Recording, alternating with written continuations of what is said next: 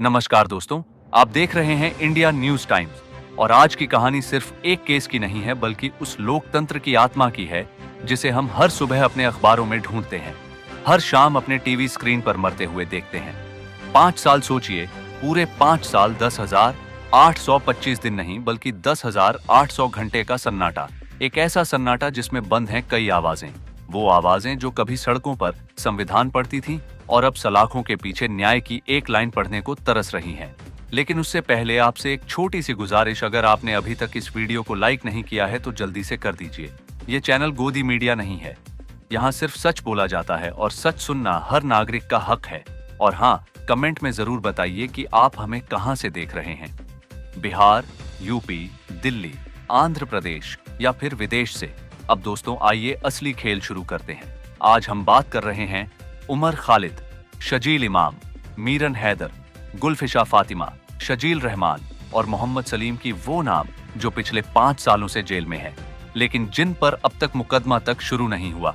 हाँ दोस्तों, आपने सही सुना, ट्रायल शुरू नहीं हुआ, यानी कोर्ट में सुनवाई की घड़ी अभी तक बजी ही नहीं। और यह कहानी सिर्फ कुछ लोगों की नहीं, यह कहानी है उस देश की जहां bail is rule jail is an exception का सिद्धांत अब सिर्फ किताबों में रह गया है। लेकिन चलिए इस कहानी को जरा धीरे धीरे खोलते हैं, क्योंकि यह सिर्फ एक केस नहीं, यह भारत की लोकतांत्रिक आत्मा की अग्नि परीक्षा है।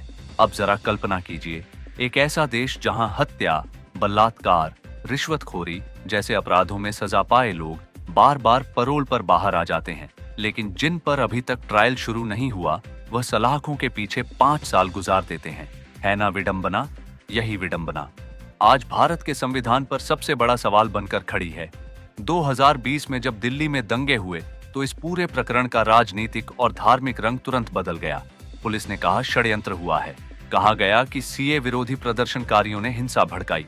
लेकिन सवाल यह है, क्या प्रदर्शन करना, सवाल पूछना या सरकार से असहमति जताना अब आतंकवाद कहलाता है? इस केस में जिन लोगों को गिरफ्तार किया गया वह सब वही थे जो सरकार की नागरिकता नीति के खिलाफ शांतिपूर्ण विरोध कर रहे थे। और फिर आया यूएपीए यानी अनलॉफुल एक्टिविटीज प्रिवेंशन एक्ट, एक ऐसा कानून जिसे आतंकवाद रोकने के लिए बनाया गया था, लेकिन आज यह देश में विरोध की आवाजों को रोकने का औजार बन चुका है। अब जरा सोचिए, 5 साल से यह सभी आरोपी जेल में हैं, बिना ट्रायल, बिना सजा, बिना कोई सबूत तय हुए। क्या यह न्याय है या सिर्फ न्याय का मजाक? आज जब यह मामला सुप्रीम कोर्ट में पहुंचा है तो देश के सबसे बड़े वकील कपिल सिब्बल और सलमान खुर्शीद मैदान में हैं। और दोस्तों, उनकी दलीलें केवल कानूनी नहीं थी बल्कि लोकतंत्र की धड़कन से जुड़ी थी। कपिल सिब्बल ने कहा, दिल्ली पुलिस ने जानबूझकर इस केस को खींचा। उन्होंने कोर्ट में साफ कहा, जब दंगे हुए 23 से 26 फरवरी 2020 उमर खालिद दिल्ली में थे ही नहीं। कोई इलेक्ट्रॉनिक सबूत नहीं, कोई गवाह नहीं, कोई ठोस लिंक नहीं।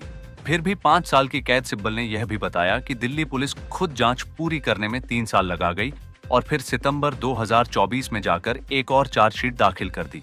अब सवाल उठता है, अगर जांच ही पूरी नहीं हुई तो कैद का औचित्य क्या है? यह सिर्फ देरी नहीं, यह एक रणनीति है। Delay is the new denial, यानी देरी ही अब न्याय से इनकार का नया तरीका है। फिर सिब्बल ने यूएपीए के दुरुपयोग पर सीधा वार किया। उन्होंने कहा, सरकार की नीतियों का विरोध करना आतंकवाद नहीं हो सकता। अगर ऐसा है तो कल को हर छात्र, हर पत्रकार, हर शिक्षक जिसे सरकार से असहमति है वह आतंकवादी कहलाएगा। सिब्बल ने याद दिलाया कि आसिफ इकबाल, तन्हा, देवांगना, कलिता और नताशा नरवाल को भी यूएपीए में गिरफ्तार किया गया था, लेकिन कोर्ट ने कहा उनकी गतिविधियां आतंकवाद नहीं थी। तो जब उन्हें बेल मिल सकती है तो उमर खालिद को क्यों नहीं? दोस्तों, यही तो असली सवाल है, कानून सबके लिए बराबर है या नहीं? और फिर बोलने उठे सलमान खुर्शीद। उन्होंने कोर्ट में एक ऐसा संदर्भ दिया जिसने सबको झकझोर दिया, 10,969 का शिकागो ट्रायल। उन्होंने बताया कि वियतनाम युद्ध के समय अमेरिका में लाखों लोग सड़कों पर उतरे थे, सरकार की नीतियों का विरोध कर रहे थे, और जब हिंसा हुई तो सरकार ने 8 लोगों को दोषी ठहरा दिया। उन्हें कहा गया दंगा भड़काने वाले, लेकिन बाद में वह मुकदमा अमेरिकी न्याय व्यवस्था का प्रतीक बन गया। Freedom of expression versus state power. Khurshid ने वही सवाल भारत के सुप्रीम कोर्ट के सामने रखा। अगर कोई शांतिपूर्ण प्रदर्शन कर रहा हो और पुलिस या सरकार की तरफ से उकसावे में हिंसा भड़क जाए तो असली जिम्मेदारी किसकी है? यह सवाल केवल उमर खालिद का नहीं था, यह सवाल भारत की आत्मा का था। दोस्तों, कोर्ट रूम में जब यह बातें हो रही थीं, तब हर लाइन, हर शब्द जैसे भारत के संविधान को पुकार रहा था। क्या हम अब भी वह देश हैं जहां असहमति देशद्रोह नहीं होती? यह सुनवाई सिर्फ कानून की नहीं बल्कि नैतिकता की भी है, क्योंकि bail is rule, jail is exception का सिद्धांत अब व्यवहार में खो गया है। 5 साल तक बिना ट्रायल किसी को जेल में रखना, क्या यह न्याय से पहले सजा नहीं है? और फिर याद आता है राम रहीम और आसाराम जैसे अपराधियों को बार बार पैरोल मिल जाती है, जबकि एक व्यक्ति जिसने सिर्फ सरकार की आलोचना की वह 5 साल से जेल में है। क्या यह समान न्याय है, या फिर एक संदेश जो बोलोगे वो भुगतोगे? अब जरा इस कहानी का समय और संदर्भ समझिए। सुप्रीम कोर्ट में यह केस सुन रहे हैं मुख्य न्यायाधीश DY चंद्रचूड़ की बेंच के न्यायमूर्ति वी डा गवई। जस्टिस गवाई का नाम संविधानवादी सोच और बाबा साहेब आम्बेडकर के विचारों से जोड़ा जाता है, और यही कारण है कि यह सुनवाई अब एक न्यायिक डेडलाइन बन चुकी है, क्योंकि जस्टिस गवाई 23 नवंबर को रिटायर हो रहे हैं। कानूनी हलकों में चर्चा है, अगर इस बेंच ने बेल नहीं दी तो यह केस फिर से नई बेंच के पास जाएगा, और इसका मतलब होगा फिर महीनों शायद सालों की देरी। इसलिए यह सुनवाई सिर्फ कानूनी प्रक्रिया नहीं बल्कि स्वतंत्रता की आखिरी उम्मीद बन गई है। दोस्तों, यह सोचकर ही दिल कांप उठता है कि किसी इंसान को 5 साल जेल में रखकर उसके जीवन के 5 सबसे कीमती साल छीन लेना, सिर्फ इसलिए कि राज्य को लगता है कि वह खतरा है। लेकिन असली खतरा कौन है? वह जो सवाल पूछता है, या वह जो सवाल पूछने वालों को दबा देता है? अब जरा एक क्षण के लिए आप खुद से पूछिए, क्या आप इस समाज में इतना बोलने की हिम्मत रखते हैं जितनी उन्होंने की थी, या हम सब अब डर में जीने लगे हैं? इस केस में जो सबसे ज्यादा गूंज सुनाई दी वो यही थी, प्रोसेस इज द पनिशमेंट। यानी अब सजा देने के लिए दोष साबित करने की जरूरत नहीं, बस मुकदमे को लंबा खींचो और व्यक्ति की जिंदगी को जेल में सड़ा दो। अब जरा सोचिए, अगर आप या मैं किसी केस में फंस जाएं और 5 साल तक ट्रायल ही शुरू ना हो, तो क्या हम उसे न्याय कहेंगे?